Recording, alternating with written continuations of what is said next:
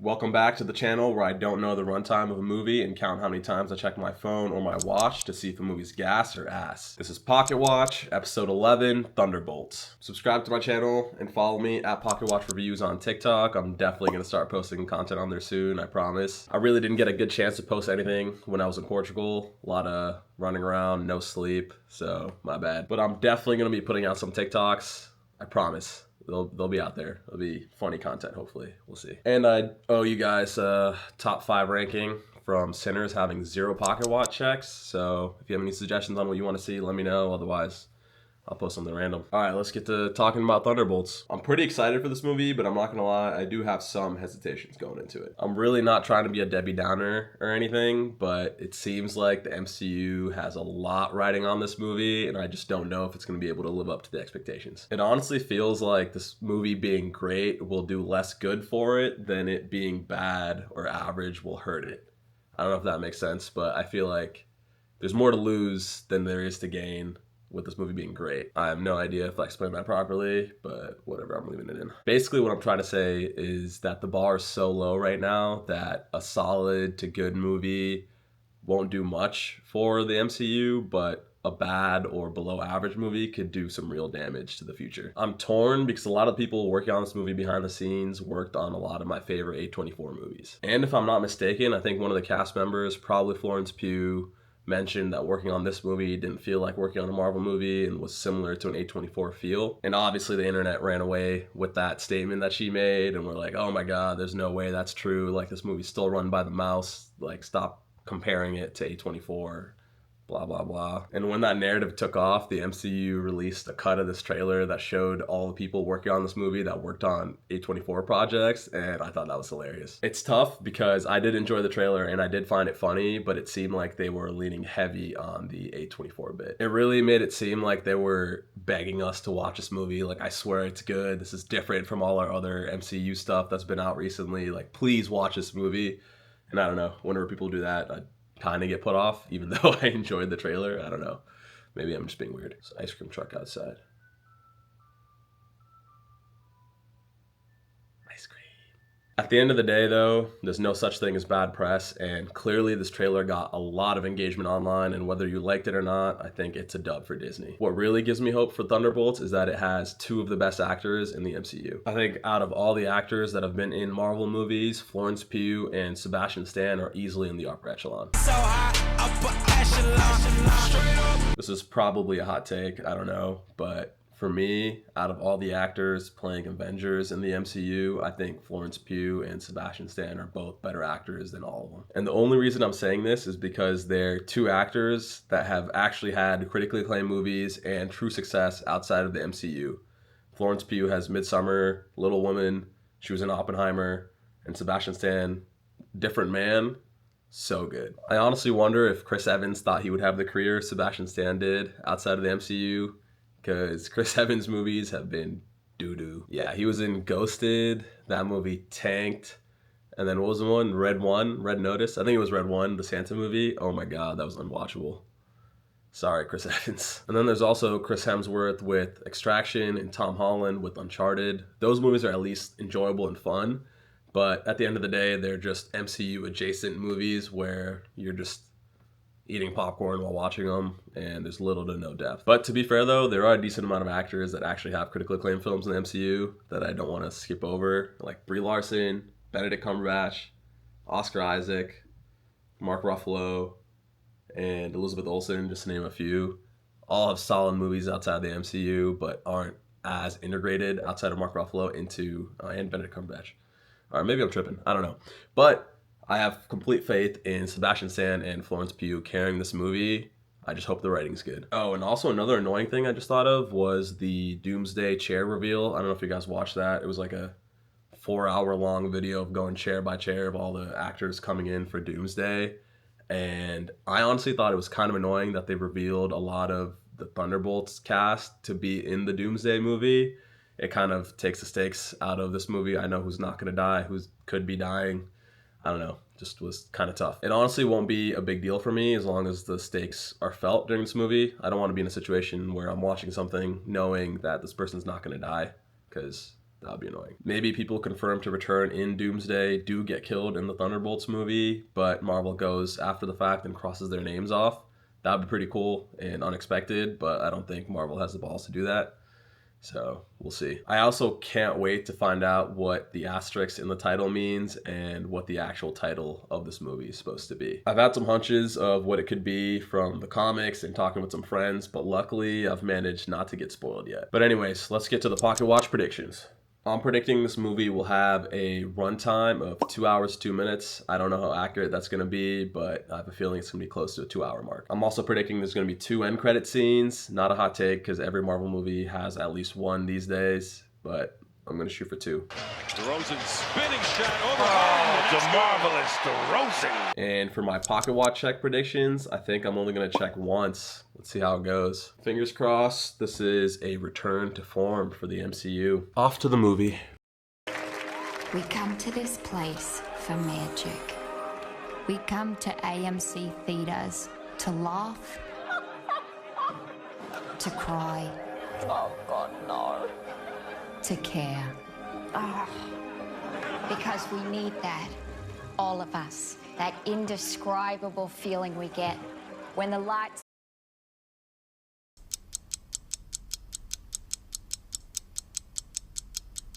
All right, we're back from the movie, and we have to answer the age-old question, is the MCU back? I'd argue that we're the most back we've been since No Way Home, outside of Guardians of the Galaxy 3. But before we get into that, let's get to the pocket watch checks.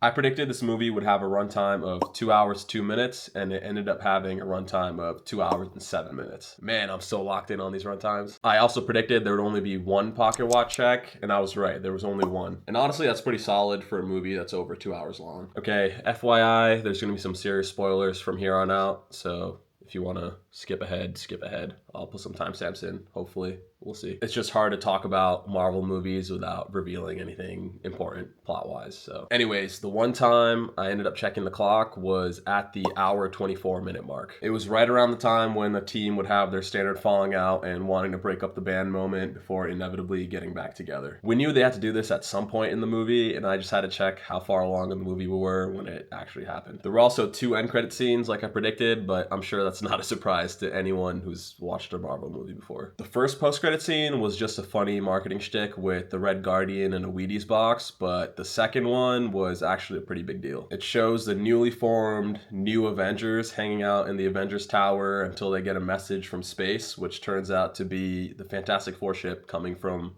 their universe, presumably. It was so refreshing to finally get an end credit scene that wasn't just purely for laughs or teasing something that we might never end up seeing. Like Hercules at the end of Love and Thunder, the X-Men at the end of the Marvels, and even Harry Styles at the end of Eternals. I had some small issues with this post-credit scene, but overall it left me really excited for the First Steps movie. First of all, why is John Walker still working with that bent shield that still looks like a taco? Like, that can't be practical at all. You gotta get that fixed. Also, the writers did Sam Wilson so dirty. Like, really? You're making him sue the New Avengers for using their name? And that's his homie Bucky on the team. Like, come on. Sam's the one that turned down the official Avengers label from the government in the last movie, and the Avengers team that Sam's going to put together is going to be way stronger than the New Avengers, so I don't know why he's so pressed. But the main issue people are going to have with this post-credit scene is that it basically tells us that the Fantastic Four are coming to the main universe after their own individual universe gets eaten by Galactus, which means we basically know how the Fantastic Four First Steps movie is going to end.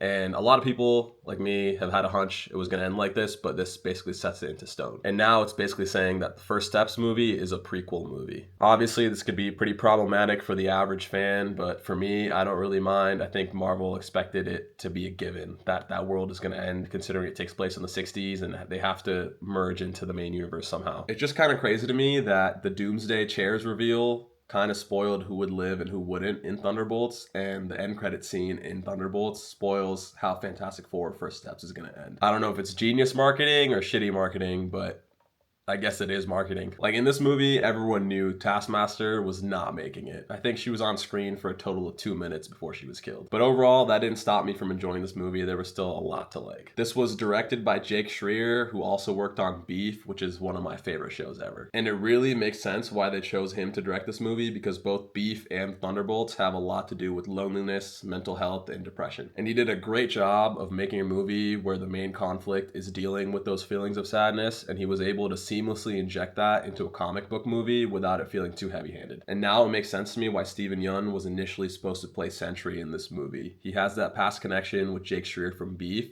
and I feel like he would have added another layer of turmoil and depth to the Sentry role. I might be biased though, because I love Steven Yeun, and to be fair, Lewis Pullman still did a fantastic job. The acting performances in this overall were really, really good. I don't think it's a surprise to anyone that Florence Pugh can carry a movie. I feel like the only critique you can maybe make of her in this movie is that her Russian accent maybe feels a bit forced here and there, but overall, I got no other complaints. And honestly, it's one of the better Russian accents in the MCU. She really is the backbone of this movie, and a lot of the times is the one moving it forward. And her father-daughter scenes with David Harbour were fantastic. That scene when Alexi's comforting her when she's crying right before the final act of the movie was actual acting. It felt like that belonged in a real movie, not a comic book movie. And don't even get me started on Sebastian Stan. He looked good. He knows exactly what his role is in this movie. He's the vet. These guys are the rookies trying to become good guys, and he looks cool in every scene. The Winter Soldier is back better than ever. When he showed up on that motorcycle and took out 3 of those convoys, he looked like he was straight out of Terminator 2. Every time he was on screen, I was so hyped. It didn't matter what he was doing. The only thing I didn't understand is why they gave him the Max Strus haircut. I'll put it up on screen.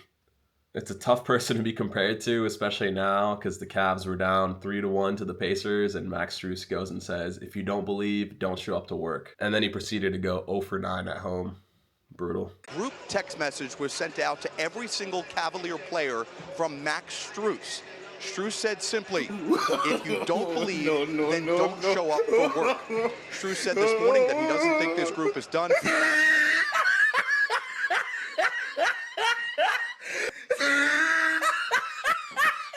Outside of the acting though, a lot of the superhero stuff ended up working well for me. I think Sentry is a great addition to the MCU, and it's definitely one of the bigger names from the comics they hadn't brought in yet. His character and the way he acted, and even his suit, was a perfect one-to-one from his comic book counterpart. And it was so fun to watch the Thunderbolts line up trying to take him down, and he just destroys them one by one. Although I kind of did have to suspend disbelief here, and it's one of the few critiques I have of this movie. I just didn't get how quickly Bob would turn to being Sentry and obey everything Val was saying. And also, there's no way he was able to master all those powers so quickly, but the scene where he's fighting the Thunderbolts was so fun that I didn't mind. And when he finally turned into the Void, those scenes really worked for me. The concept of having someone be the strongest superhero we've seen in the MCU, but also have a counterpart personality of being a villain with equal strength is something super unique. Being inside the Void was super cool, and it felt like we were watching Inception with the way the rooms were created, and with how the Void brought back past traumas and forced characters to have to deal with them. They had the perfect balance of knowing which characters to show past traumas for and which characters to skip, which I'm grateful for. And that worked really well, way better than what most of the last 15 Marvel movies were able to do. Another thing Thunderbolts did really well was creating intentional parallels between itself and the 2012 Avengers movie. From the way an unlikely group of characters band together under a Nick Fury or Val type role, whether they like the Fury or Val character, to how it ends up being them saving the day in New York City and everyone viewing them as saviors. You really felt like a new team was being born at the end of both movies. It really felt like that Incredible scene where they finally show up to save the day at the end and everyone's screaming, "The supers are back, the supers are back." Just like old times. Just like old times. Yeah, hurt then too. Also, a quick side note, if you still live in Manhattan in the MCU, like, what are you even doing with your life? The rent has to be super cheap there. After all the alien invasions and villains tearing up the city, I'm surprised anyone even lives there at all. But anyways, I did mention I had some critiques and issues with this movie, which we can get into right now. At the beginning of the movie, it felt like the humor was pretty dry and forced, and maybe it was because these characters are trying to find their footing with each other, but the humor really didn't pick up until the Red Guardian finally showed up. And And also, for as much as the Void worked and the saving the day sequence worked, I can definitely see how a lot of this could be viewed as cheesy. I think there are two main scenes that people are going to consider being cheesy. One of them is going to be when all of them teamed up to hold the wall together to stop it from falling on someone. And obviously the other one is when they came together to form a group hug to save Bob. I already know it's going to be those scenes because a power friendship hug to save the day is always going to get picked apart. It's just funny to me that they added Yelena to the list of people that know Naruto's talk-no-jutsu. It seems like Marvel can't decide between a huge blown out CGI battle conclusion versus a power of friendship conclusion, and I feel like there has to be some kind of middle ground there. But honestly, I didn't mind it too much because it was a great way to showcase depression and using your friends and family to get out of that void.